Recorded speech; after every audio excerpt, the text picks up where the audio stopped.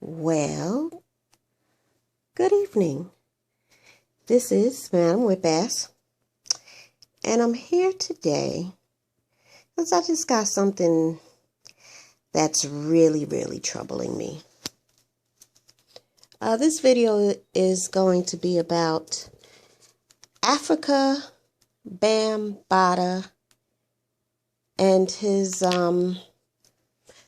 pederastic activities way back in the early 80s, mid 80s, late 80s. People call him a pedophile. That is an incorrect term. A pedophile is someone who is attracted to, has sex with, sexually assaults, so has a proclivity for children between certain ages.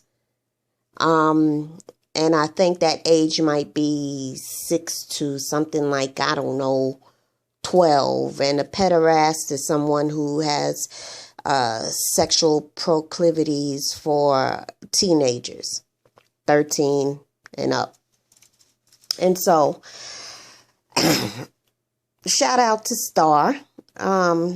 Been listening to his shows lately ever since a gentleman by the name of, is it Ronald Savage, who was the first man to come out and talk about what happened to him concerning Afrika Bambaataa. Actually, he had written a memoir. And the memoir probably was written about 2 years ago. If I'm not mistaken, it's been out for a minute. And it's just this part of his life that he discussed in the memoir is just now coming to light to the public. Why that took so long, I don't know. But apparently in this situation, a lot of things have taken a long time, which I'm confused about. So we say, I think it started like in the early 80s, at least with Mr. Savage. I think he was about 12 or 13 at the time, 13 or something. And he claims that Afrika Bambaataa, who we all know as,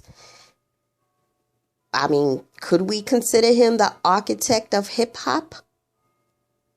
But we do know he is the leader of the Zulu Nation, had that hit record Planet Rock, which I never liked. That was a stupid song to me, but everybody loved it. That's neither here nor there, whatever.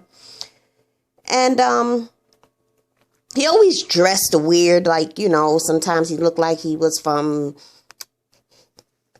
outer hip-hop space.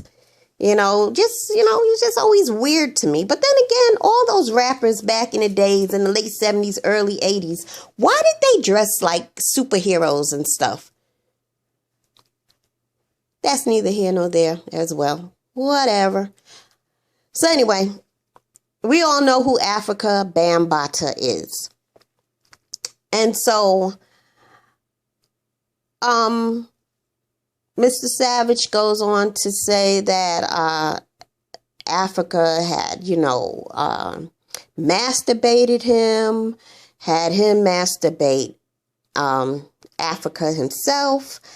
And then on another occasion, he was coaxed into laying on his stomach while Afrika got on top of him and took his penis and stuck it between the back of his legs and was pumping, and then a second man comes out with his story.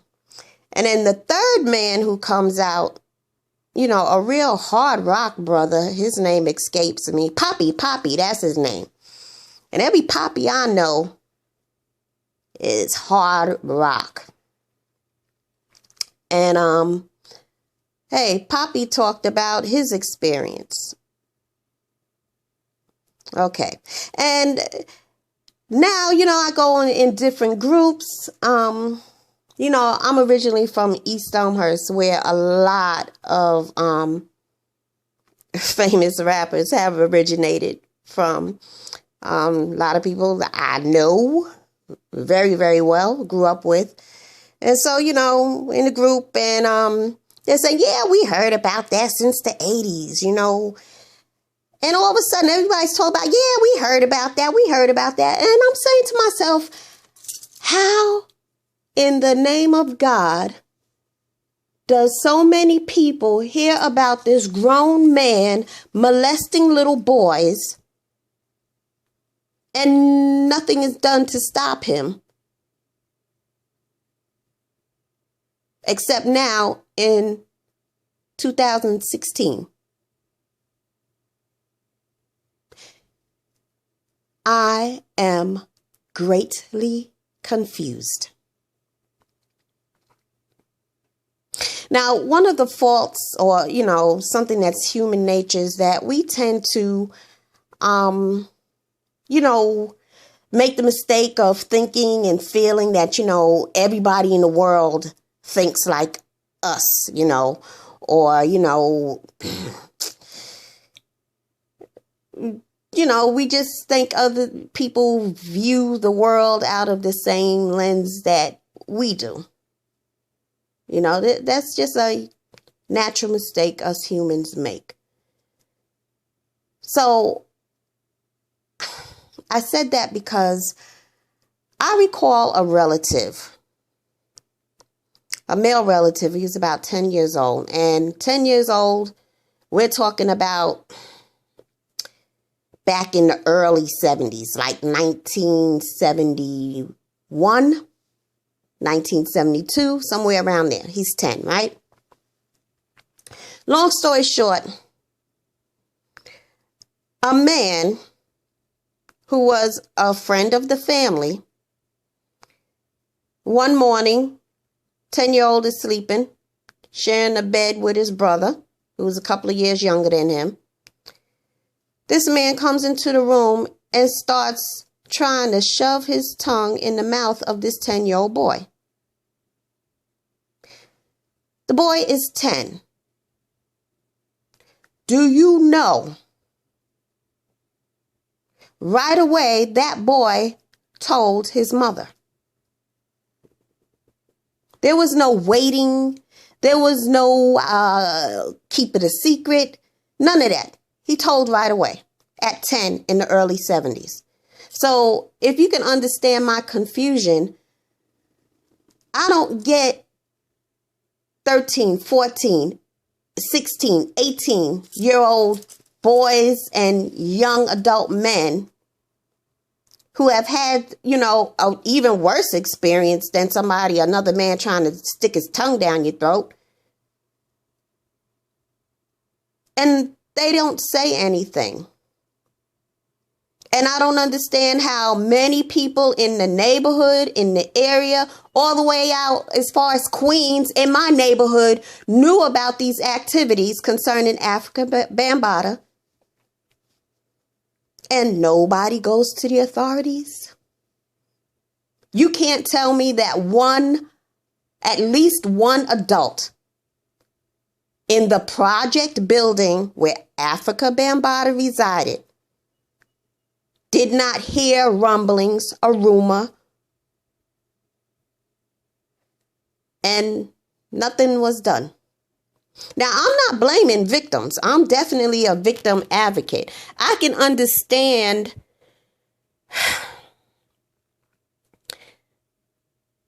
a lot of males, they do get raped in prison.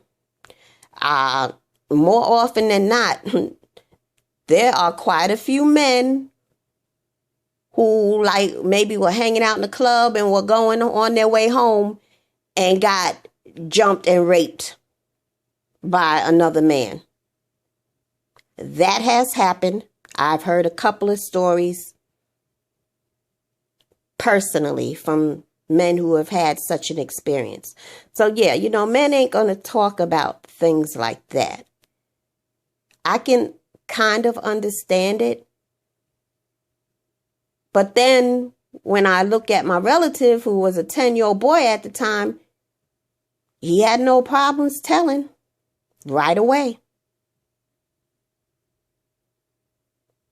right away. So,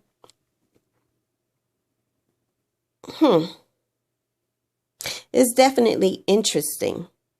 Again, I get that that's something that men don't talk about. But if you're over somebody's house, I'm thinking somebody and you're like 12 or 13 even, and they do something damned inappropriate. You just don't even tell your mother? Of all people, at least?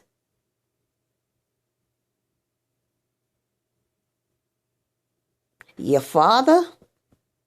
Okay, maybe your father wasn't around. Older brother, uncle, some type of male in the family? Somebody?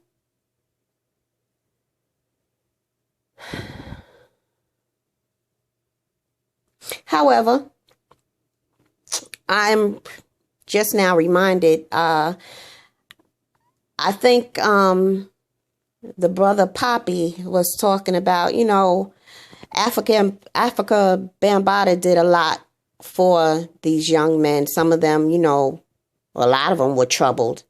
He would get them out of jail. He would help them out. Whatever they needed, he'd look out for them. And so, yeah, that would definitely confuse a teenage boy in terms of his loyalty. Like, yeah, he's touching me and he's putting his mouth on me, but he also helps me out. When my mother kicked me out or whatever, there was no food. Anytime I'm hungry, I can always come here and he'll hook me up with some food. And, he's always teaching me good things. Yeah.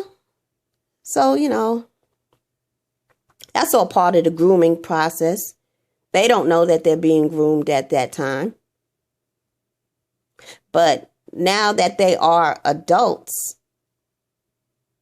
and you look back at that situation through adult eyes, you realize that you were molested.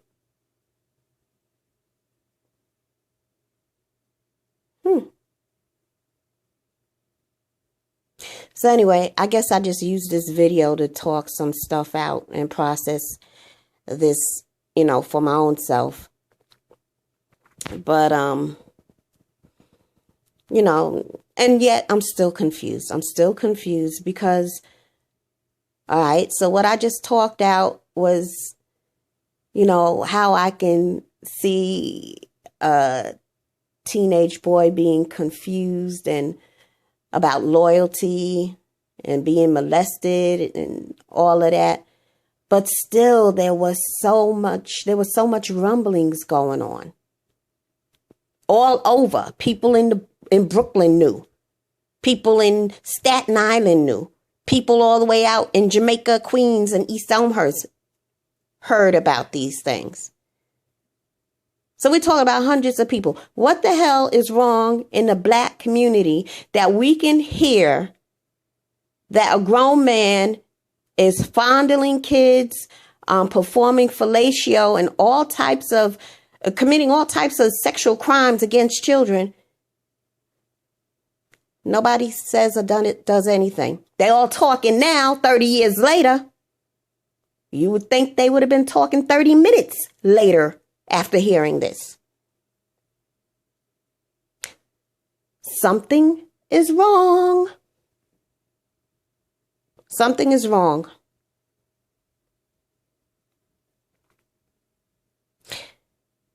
So am I confused for no reason? Or is my confusion valid? Because I know I cannot even overhear a conversation between teenagers or kids and about some adult and molestation without me getting into the business and asking questions. And please believe me, I'm doing something about it. I'm making some phone calls.